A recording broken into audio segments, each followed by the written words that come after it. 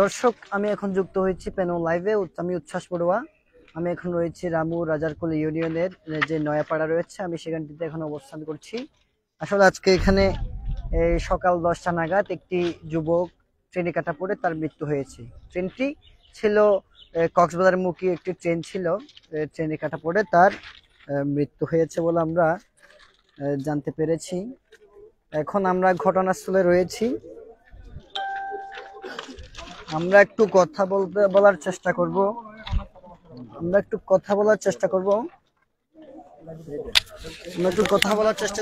স্থানীয় যে চেয়ারম্যান রয়েছে তার সাথে। আসলে এখানে কি হয়েছিল?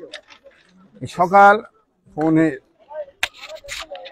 10:15টার সময় ওই চিটাং থেকে এই কক্সবাজারগামী যে লোকাল ট্রেনটা আসার সময় নাকি ওই আমাদের এলাকার রাজারকুলে 5 নম্বরের যে ছেলেটা মারা গেছে ইনুস, ওনার মৃত্যু হওয়ার পরে আমাকে ফোন দিল আমার এই এলাকার মাস্টার ফরিদ আহমদ সাহেব।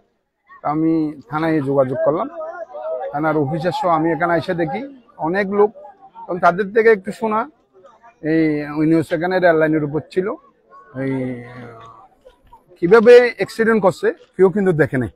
উনি এবং স্বাভাবিক মানুষ সকালে ওই ফজরের নামাজও পড়ছে এবং নাস্তাও করলো, বিশেষ কোরআনও তেলাওয়াত করছেন উনি নিজেই। এরপরে আইসে এখানে কি জন্য অ্যাক্সিডেন্ট হলো, কিভাবে হলো সেটা কেউ দেখে নাই। বাকিটা আল্লাহর মর্জি। বিশেষ করে দেখা যায় ওনার 2টা ছেলে আছে, ওনার ওয়াইফও নাই। ওনার ওয়াইফ হলো তার বাপের বাড়িতে, ওনারও খবর দিয়েছে। মাও কিন্তু অসুস্থ। বাস্তবতা হলো উনি মৃত্যু হয়েছে সেটাই আমরা দেখতেছি, কিন্তু বিশেষ করে কি জন্য হয়েছেন, কেন হয়েছেন, কিভাবে হয়েছেন কিন্তু কেউ কিন্তু আমরা সঠিক প্রমাণ কারো হাতে আমি পাচ্ছি না বিষয়টা। এখন দেখা যায় কি হাতের হাত টুকরা হয়ে গেছে, মর্মান্তিক দুর্ঘটনা। কিন্তু ওই সবার শোনা ওই রেলের যে হরন আছে এটা নিয়ে খুব তারা চিল্লিও করেছে, এইটাও কিন্তু শুনতেছি। বাস্তবতা হলো ওই বিশেষ পরে কেউ যদি সাথে থাকতো আমরা জানতাম। এত দূর আমরা দেখি আর বিশেষ করে এই রেল লাইনের 2 পাশে কিন্তু এই যেগুলো আমরা গাছ রোপণ করেছি সরকারের পক্ষ থেকে, এগুলো বড় হয়ে গেছে। একটু দূরের থেকে কিন্তু রেল দেখাও যাচ্ছে না। বিশেষ করে যতক্ষণ রেল আওয়াজ আমরা যতক্ষণ না শুনি সে ট্রেন আসতেছে, কিন্তু আমরা কিন্তু দেখতেছি না। বিশেষ করে আমরা এলাকাবাসীকে অনুরোধ জানাবো, এটা গ্রাম, আমরা আরেকটু সচেতন হতে হবে। রেল লাইন সবসময় 46 দ্বারা থাকে, ওখানে উঠে আমরা কিন্তু খেলাধুলা করব, এখানে কিন্তু আমোদ প্রীতি করবো, সেগুলো কিন্তু আইনগতভাবে নিষিদ্ধ, কিন্তু তাও আমরা করতেছি। সেখান থেকে আমাদের এগুলা সচেতন হতে হবে। সবাইকে আমি অনুরোধ জানাবো চেয়ারম্যান হিসাবে, যে এটা যদি করা না হয় প্রতিনিয়ত এটা ঘটনা ঘটবে। কিছুদিন আগে দেখা যায় পানির ছড়াই এই আমার সিএনজি সহ অ্যাক্সিডেন্ট হয়েছে, এখন আজকে এখানে হলো। এবার যদি হয়ে থাকে তাহলে তো অবশ্যই আমাদের এই দুর্ঘটনা। দর্শক, আমরা এখন কথা বলছিলাম স্থানীয় একজন চেয়ারম্যানের সাথে। আসলে তিনি যেমনটি জানিয়েছে আজকে সকালে তিনি এখানে ঘোরাফেরা করছিল, নামাজেও গিয়েছিল। নামাজে যাওয়ার পর আসলে তিনি কেন এই দুর্ঘটনার শিকার হলো আসলে তিনি সঠিকভাবে বলতে পারছেন না।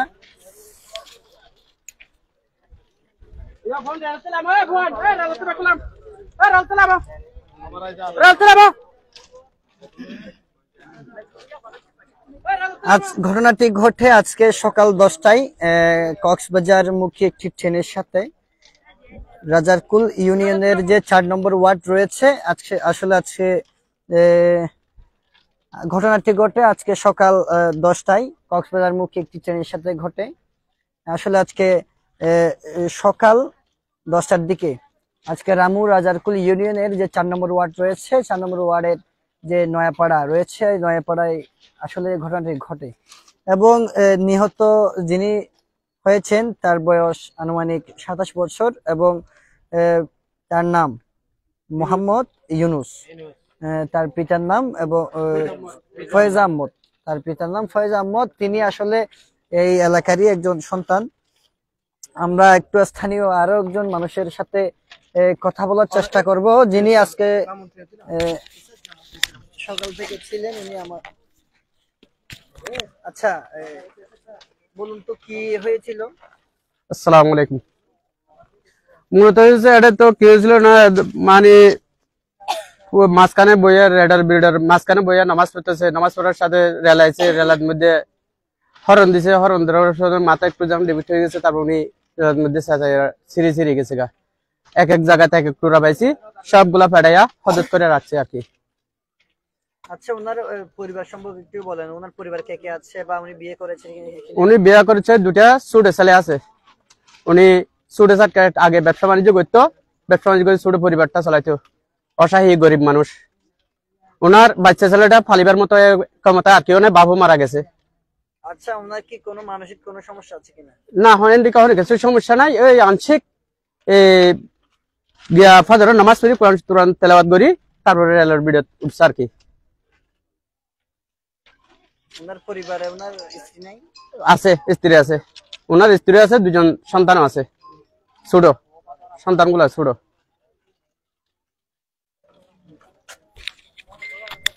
দর্শক, এখন কথা বলছিলাম আমরা একজন স্থানীয় মানুষের সাথে। আসলে তিনি জানিয়েছেন আজকে সকালের দিকে তিনি রেল লাইনের উপর ট্রেনে কাটা পড়ে তার আসলে মর্মান্তিক মৃত্যু হয়েছে। এখানে আসলে ঘটনাস্থলে আমরা পুলিশ দেখতে পাচ্ছি।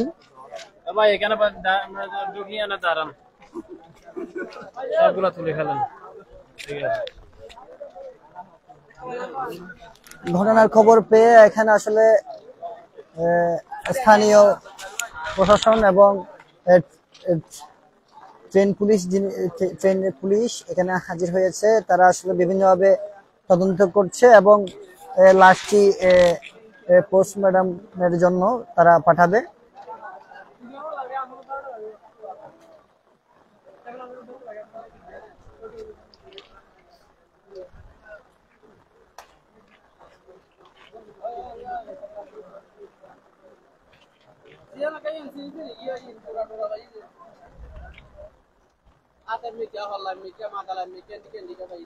আসলে মানুষ এখানে যেমনটি জানিয়েছেন, তিনি আসলে ট্রেনে কাটা পড়ে তার ছিন্ন বিচ্ছিন্ন দেহ বসে সেখানে ট্রেনের আশেপাশে ছড়িয়ে ছিটিয়ে রয়েছে, যেগুলো আসলে পরিবার এসে সংগ্রহ করে তারা আসলে পুলিশের হেফাজতে দিয়ে দিচ্ছে, এমনটি কিন্তু আমরা দেখতে পাচ্ছি।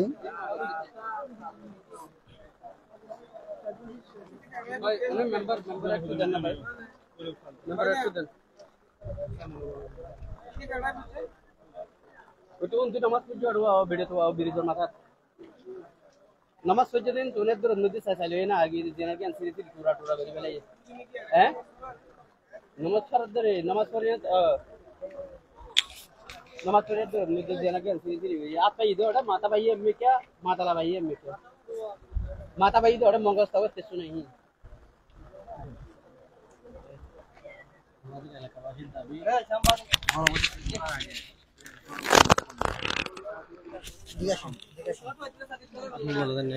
আমি পারবো না দেখতে।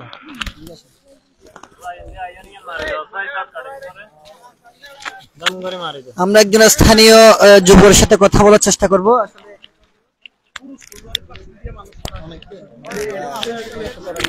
আসসালামু আলাইকুম। আমাদের এলাকাবাসীর দাবি, রেল গণবসতিতে ঢোকার আগে টোটালি হর্ন দেয় না। এটা আমার জনগণের দাবি।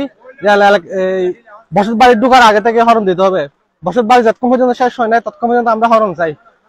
টোটালি হর্ন দেয় না, তার কারণে মানুষ রেল আসলে সরার কোনো সুযোগই পাই না।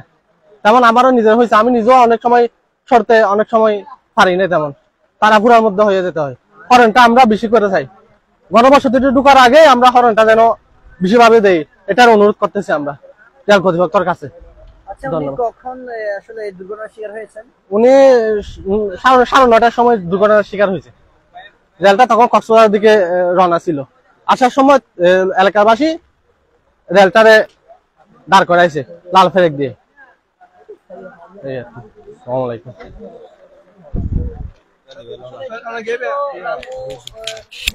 ইউনিয়ন থেকে সবশেষ